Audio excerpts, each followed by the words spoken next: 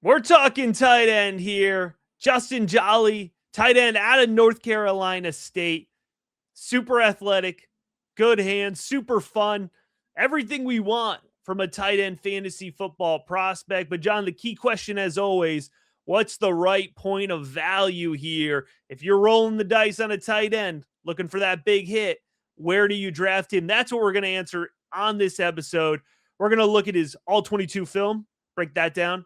We're going to look at the key analytical indicators you have outlined for the tight end position in particular. We'll talk tight end premium format value as well. Look at the prospect context, the background, put it all together for some actionable fantasy football advice. Folks, if you learn even one thing about Joly from this episode, give the video a like. Make sure you're subscribed to watching or listening. And seriously, take a moment. If you're watching all these rookie profiles in particular, take a moment and consider supporting our work, everything we do. Help make us happen over at patreon.com/rookiebigboard. Get ahead of your league mates. Links in the episode description. Let's get into the player background. I am so excited to break down Justin Joly. And I've had the opportunity to watch this young man a ton because I'm a UConn Huskies season ticket holder. And he began his career on the UConn campus. So I've seen him for a long time. But this is about our fantasy and draft analysis, not about my fandom. So who is this young man for the viewers who might not be as familiar? Joly played at Iona Prep High School, which is across the border between Connecticut and New York. I'm actually about an hour away, and I have been on the campus about over 15, 20 years ago when I was doing other type of SAT work.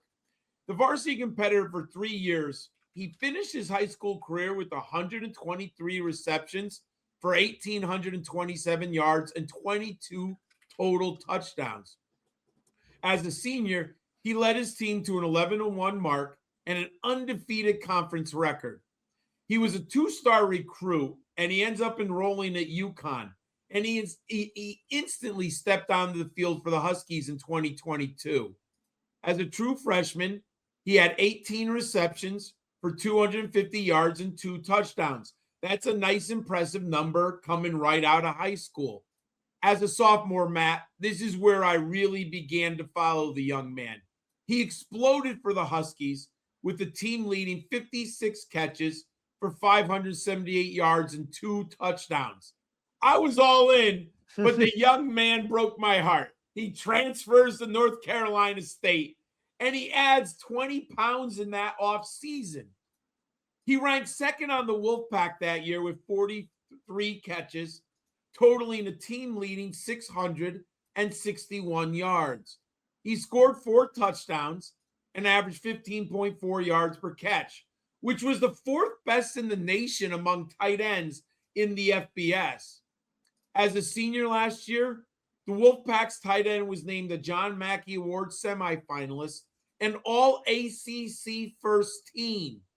He also earned the Mackey Tight End of the Week honors with the 6th catch for 101 yards and 2 touchdowns versus Pittsburgh. He paced the team in catches with the career best 49 for 489 yards and 7 touchdowns, which led all pass catchers at tight end. He concluded his college tenure with 166 catches for 1,978 yards and 15 scores. Matt, I really like the upside of this young man, but I think it's very important for our viewers to watch some tape. Yeah, let's watch the all 22 film here. We're going to start against with the Pittsburgh film, and he actually ended up playing about a half in this game, but it was a really nice half. Look at that. You're going to see here too, by the way, with Joly, going to try to highlight his blocking throughout this as well. But the first couple snaps here, you're going to see good pass catching ability, catches the ball well in traffic. This one here, he's going to come across, holds that block pretty well. Edge guy coming off. I don't think he's a terrible blocker. I think he is a much better blocker than he's given credit for. He's wide open on this catch, but still really nice to separate there. That's a really nice play. Yeah, good hands. I think that's a big takeaway for me watching his tape. I thought of him as just an athletic guy.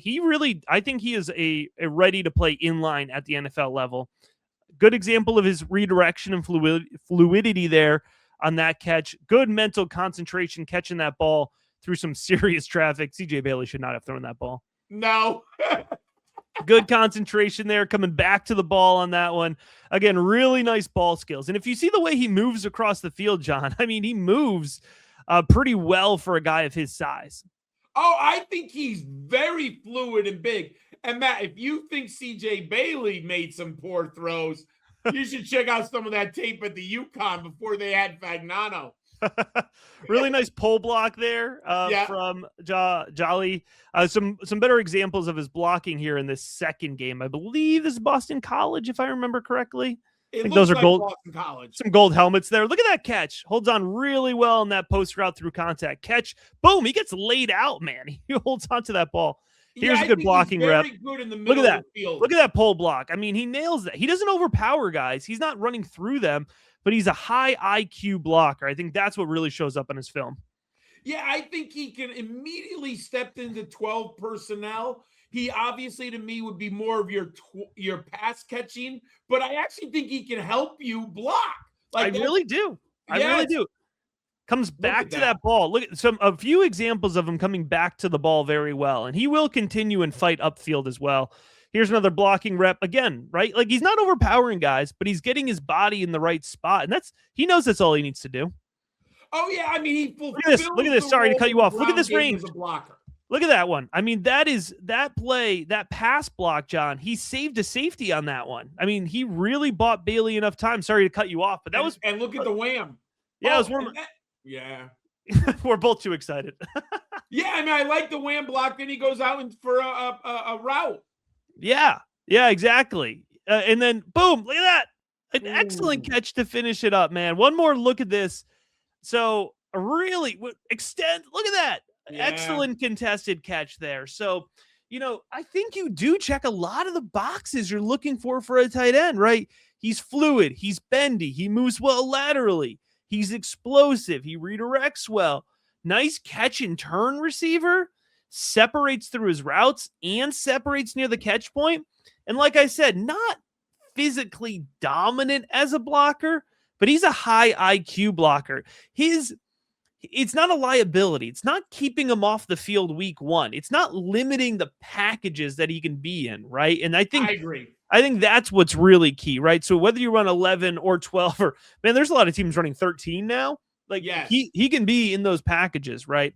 Lack of a route tree. I think that's a fair weakness, and you'll see a lot of his work is one in the short field, and that could be a little bit concerning for fantasy purposes, but the key, John, right, is we like to take this film, we get excited about it, we're hyping up him as a blocker, right? So yeah. I think fantasy folks are saying, all right, what's my output here? And that's what I'm always thinking about, right? The key part of the rookie big board process is it's very output oriented. Like, what's the actual fantasy football points that a player is going to produce through this process? And in order to do that, every player goes into my projection spreadsheet, which is available to every single rookie big board patron. And in that spreadsheet, it is every single NFL team with every single player, how they're going to contribute to the offense. So I'm trying to think as I'm going through this process, how does Justin Joly fit into this spreadsheet? 60% of his targets in 2025 were between 0 and 9 yards. That's what I mean by wins in the short field. Yes. 28% were between 10 and 19 yards. 1.78 yards per route run. Now, important context, CJ Bailey, I'm not knocking him because I do like CJ Bailey. I really do. But, he's a mobile guy. He's throwing short. The offense isn't designed to push downfield. But still, like, when I'm thinking about, all right, what's my projected yards per reception? With Joly, it's probably closer to 10 yards per reception, which is low for a wide receiver, but it's about average for a tight end. It's not a bad spot for a tight end to be in. It's not. We'll talk about that. Yeah, 2% drop rate on 69 targets in 2025. That's great. And again, I'm not knocking the quarterback play, but it's a mobile quarterback. He throws on the run a lot. We saw a lot of examples of him there coming back to the ball. What I liked about his drop rate, it was his career best in his senior year. So he progressed with his hands over the course of his 4 years, 71% catch rate this past year for NC State. The touchdowns are another question I have. 15 career touchdowns, not a ton over a 4-year starter, but 7 in 2025. That's really good. The important note as we get to the fantasy football comparison at the end here and the actual output, if you get even four 4 touchdowns for a rookie tight end. That's excellent. That is excellent production. So keep that in mind here as you're considering our next step here. And the next step is to look at the key analytical benchmarks, right? John has outlined what are we looking for a tight end? What are the things that they've done in college that's going to help project future success? He's got 6 benchmarks. He's going to talk us through them. I am really happy when I put a player into my model and it reflects what I saw on film. You don't like a disparity between the two after you study some film. You would like the numbers to match. And Justin Joly actually popped in my model, Matt. I was extraordinarily happy.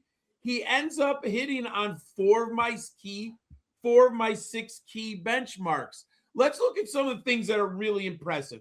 164 career receptions for a tight end. I don't think people really understand. He's been playing for 4 years. He's been in different offensive schemes. He hasn't had the best quarterbacks. Let's just leave it at that. And he really has been productive. You mentioned the A-dot. Obviously, for a college tight end, the A-dot is not what we're looking at as in comparison to receivers. He clears my benchmark at 7.6, Matt. Catch percentage. I think he has good hands on film. You mentioned it when we were looking at the tape. 73% catch rate with the quarterbacks. Let's put it in context. I'm very impressed with that. Again, a team dominator. He's not the alpha wide receiver. He clears the benchmark at 15%. He hits it. So those are 4 very impressive stats that I like. Now, you mentioned the receiving yards per team pass attempt. 1.18. He misses it. It's not awful for a tight end. I would like 1.5. So, it's a little yellow flag. And our yards per reception, 11.9. He just misses my benchmark. I'm looking for 12.0, but he misses it. We're always honest. We don't fudge it. So he's only hits 4 of my 6 key benchmarks. I think he's highly athletic, underrated athlete. He's got some size. We mentioned he's a good blocker, at least enough to keep him on the field. But Matt, for our viewers, what should they know fantasy-wise? Yeah, so let's put it all together with that actionable fantasy football advice. Before we do that, John, I want to remind folks, if you learned even one new thing about Joly from this episode, if you're watching on YouTube, give us a like. It really helps. And consider supporting our work. Consider supporting everything we're doing by heading on over to the link in the episode description, patreon.com/rookiebigboard. Get ahead of your league mates with rookie rankings, dynasty rankings, Devy rankings, but more importantly, the personalized advice in the Rookie Big Board Discord, trade, roster building, rookie draft pick, rookie guide coming out, combine primer out, so much good stuff out there. So let's start here. Justin Joly, this is aggressive. I recognize this is aggressive. I think he's a top 50 pick. I don't think he's a round 1 pick, but I think he's going to be in the 40s. All right, so that's aggressive. I think consensus would put him, more in the late round 2, early round 3. I think he's locked into day 2. And I think the combine is going to help him get there.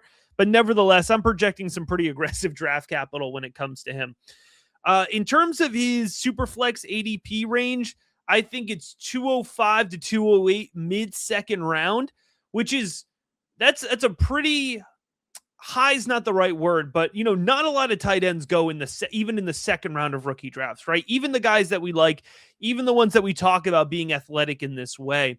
In a tight end premium league, I think you can bump that up a full half round. For me, if you're playing with let's say 1 point tight end premium, I think 111, you can start thinking about Joly. I think he could be a late first round consideration for you. Absolutely. And I don't think he's going to go much later than the early second round. So the key is taking an idea in terms of a comparison. I like to give you a comparison of a veteran player, right? So you can understand the way that this rookie prospect could contribute to your team. I think his projection is going to be somewhere between tight end 10 and tight end 16 for me when all is said and done. And I think the way that he wins could be very similar to the way that Oronde Gadsden won last year, right? So Gadsden had 9.6 yards per reception. I talked about that with Joly, right? I think he's going to be close to 10 yards per reception.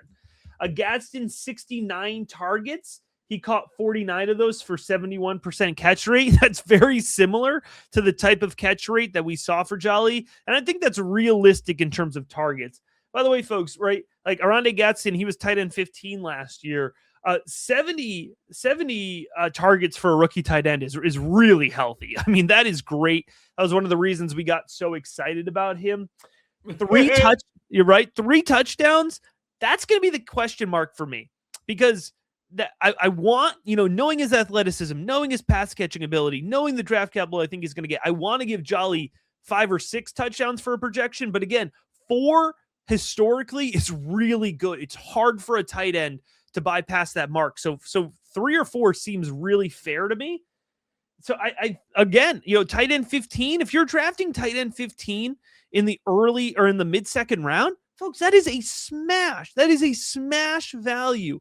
We say it all the time. Nobody returns better value than a rookie tight end that hits. It's just their value skyrockets, right? And so if Joly hits in this range, in this tight end 10 to 16 range, and you use a mid-second round pick on him, it's an absolute smash. The upside's there. Anytime you're investing early draft capital in a tight end, there's risk, right? There's inherently risk. That's why they go a little bit lower, but I'm willing to take that risk. Joly is the type of tight end I'm willing to take the risk on. And I'm not saying this is a 1-to-1, John, right? But we told folks, take the risk on Trey McBride. We told folks, take the risk on Brock Bowers, right? We told folks last year, Tyler Warren, take the risk on him. And again, I'm not saying it's 1-to-1, but Joly is checking all of the boxes, and those guys are like first 2-3 round startup dynasty picks now. And they have, even as first round investments, they have exponentially increased their value. So if you could even get 75% of that from Joly, you're going to be doing really well.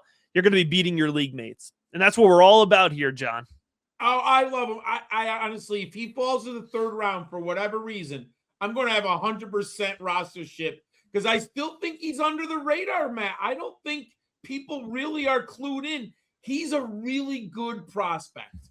Well, after this episode, hopefully he is on more radars. Folks, check us out. Support us over at patreon.com/rookiebigboard. We're going to be back real soon here with another key prospect profile in the 2026 rookie class. But John, it's a little bit of a teaser.